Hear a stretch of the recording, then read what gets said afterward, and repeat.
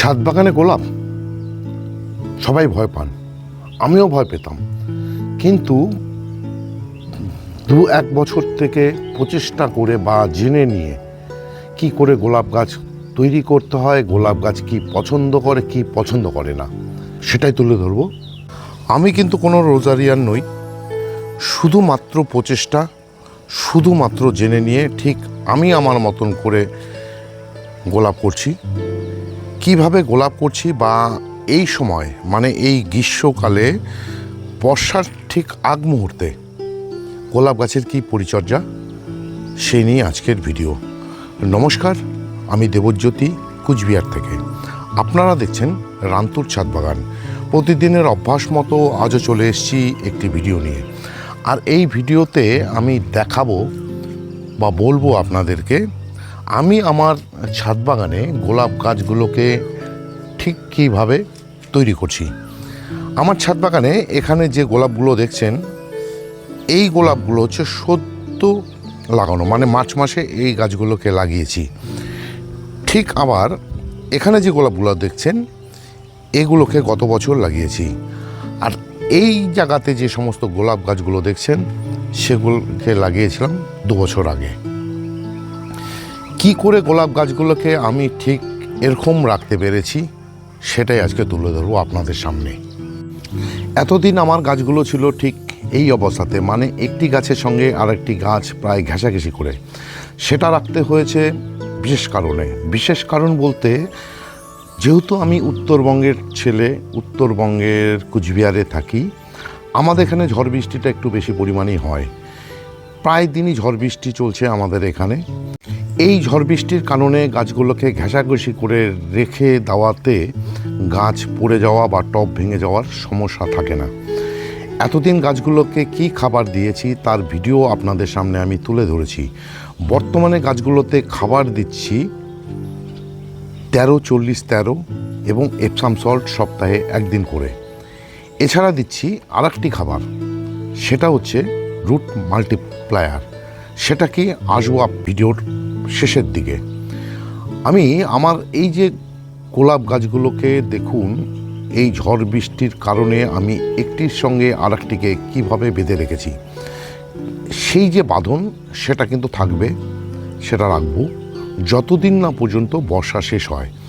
আর এই বর্ষার মধ্যে গাছগুলোকে কি করে ভালো রাখতে হবে সেটা আজকে আমি আপনাদের সামনে তুলে ধরবো। আমি আমার গোলাপ গাছগুলোর থেকে যত রকম কুড়ি ফুল আসে আমি কিন্তু সব কেটে দিই। তারপরেও যখন কুড়ি আসে বা ফুল আসে আবার কেটে দিই। এই কেটে কেটে কিন্তু আমি গোলাপ গাছগুলোকে ঠিক এই পজিশনে আনতে পেরেছি। এবং টবের মাটিতে দেখুন বা টবের মিডিয়াতে দেখুন, এই অতিরিক্ত বৃষ্টির ফলে যেটা কিনা আমাদের উত্তরবঙ্গে হচ্ছে, তার জন্য ঘাস বা আগাছা কিন্তু জন্মে গেছে। এই ঘাস বা আগাছা পরিষ্কার করে নিয়ে গাছগুলোকে এই যে ঘেঁষাঘেঁষি করে না রেখে একটু ফাঁকা জায়গা বা একটু আলো বাতাস যেন পেতে পারে সেটাকে রাখতে হবে।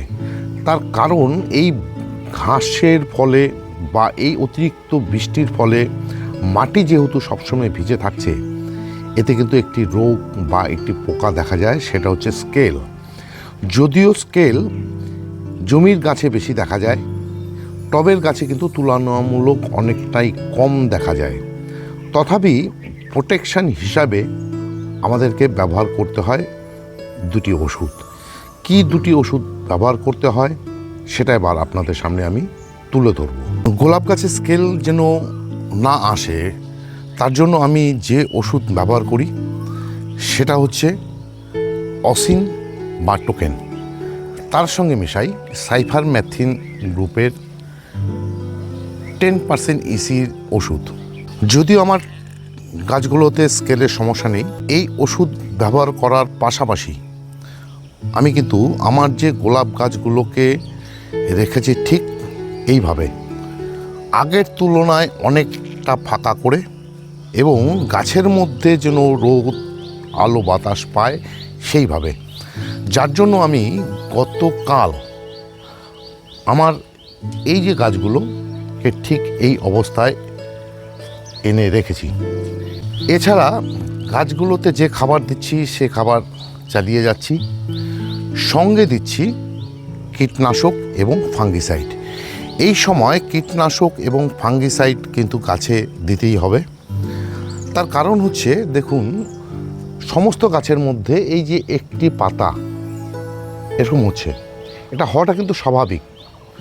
অন্তত গ্রীষ্ম বর্ষায় গাছের পাতায় এরকম দু একটি হবেই। তার জন্য ব্যবহার করতে হবে ফাঙ্গিসাইড। ফাঙ্গিসাইড হিসাবে আমি এখানে ব্যবহার করছি রেডোমিল গোল্ড, অ্যামিস্টার টপ এবং কপার অক্সিক্লোরাইড যুক্ত ফাঙ্গিসাইড ব্লাইটক্স। সেটা ঘুরিয়ে ফিরিয়ে আমি কিন্তু ব্যবহার করি। আমি আমার ছাদ বাগানে যে ফাঙ্গিসাইড ব্যবহার করি সেটা আপনারা গাছের পাতা থেকেই হয়তো বুঝতে পারছেন। এছাড়া এ সময় যেহেতু থিপস, মাইটসের মতন বিভিন্ন পোকা গাছে আসবেই, যেহেতু বৃষ্টি চলছে এবং গরমও পড়ছে, রোদও উঠছে, এই অবস্থাতে আমি আমার গোলাপ গাছগুলোতে 3টি ওষুধ ঘুরিয়ে ফিরে ব্যবহার করি। একটি জৈব এবং 2টি রাসায়নিক।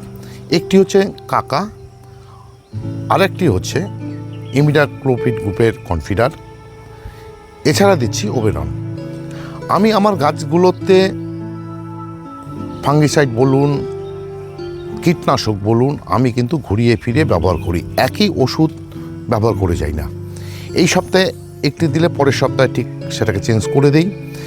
এইভাবেই ঘুরিয়ে ফিরিয়ে আমি আমার গাছগুলোতে কিন্তু ব্যবহার করি। সেটা শুধু গোলাপ গাছের ক্ষেত্রে নয়, আমার যত ধরনের গাছ রয়েছে সমস্ত গাছেই কিন্তু আমি একইভাবে ফাঙ্গিসাইড এবং কীটনাশক ব্যবহার করি। এ সময় যেহেতু আমাদের এখানে বৃষ্টি হচ্ছে বা আর কিছু দিনের মধ্যেই বর্ষা নেমে যাবে, এ সময় রুটকে ভালো রাখতে গেলে ওই যে খাবার দুটোর পাশাপাশি আমি কিন্তু আরেকটি খাবার ব্যবহার করব, যেটার কথা শুরুতেই আপনাদেরকে জানালাম।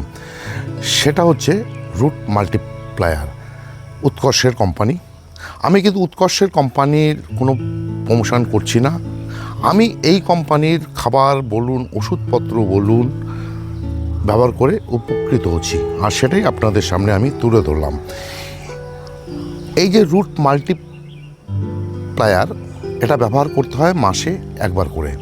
যদিও কোম্পানি বলে 2 মাসে একবার, কিন্তু আমার গাছগুলোতে আমি একবার ব্যবহার করেছি, ঠিক 1 মাস পরে আবার ব্যবহার করব এবং এটা চালিয়ে যাব বর্ষা পর্যন্ত, মানে ডরমেন্সির আগ পর্যন্ত। তাহলে ডরমেন্সিতে যাওয়ার পর গাছের মধ্যে যে ডাইব্যাক দেখা যায় সেটা কিন্তু আসবে না।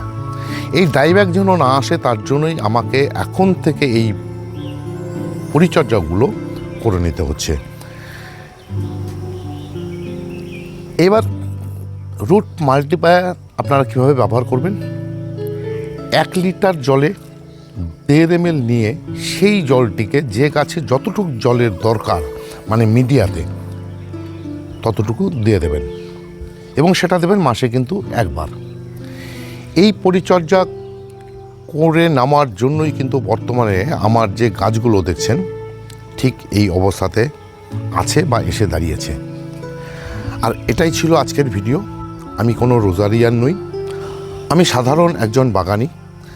এই গোলাপ গাছ করতে গিয়ে অনেক গাছ মেরেছি, কিন্তু বর্তমানে আমি আমার গোলাপ গাছের কী পরিচর্যা করি বা কী করছি সেটাই আপনাদের সামনে তুলে ধরলাম। আজকের ভিডিওটি যদি ভালো লেগে থাকে বা ইনফরমেটিভ বলে মনে হয় তাহলে একটি লাইক দেবেন, কমেন্ট করবেন এবং আমার চ্যানেলটি যদি সাবস্ক্রাইব করা না থাকে তাহলে চ্যানেলটি অবশ্যই সাবস্ক্রাইব করে নেবেন। কেননা প্রতিদিন দুপুর 2টোয় আমি আমার চ্যানেলে কোনো না কোনো ভিডিও নিয়ে চলে আসি। আর এই সমস্ত ভিডিও দেখতে হলে বা পেতে চাইলে আমার চ্যানেলটিকে সাবস্ক্রাইব করে নিতে হবে। সবাইকে অশেষ অশেষ ধন্যবাদ এবং শুভেচ্ছা জানিয়ে আজকের এই ভিডিও শেষ করছি। সবাই ভালো থাকবেন, সুস্থ থাকবেন, সবুজের সাথে থাকবেন। ধন্যবাদ।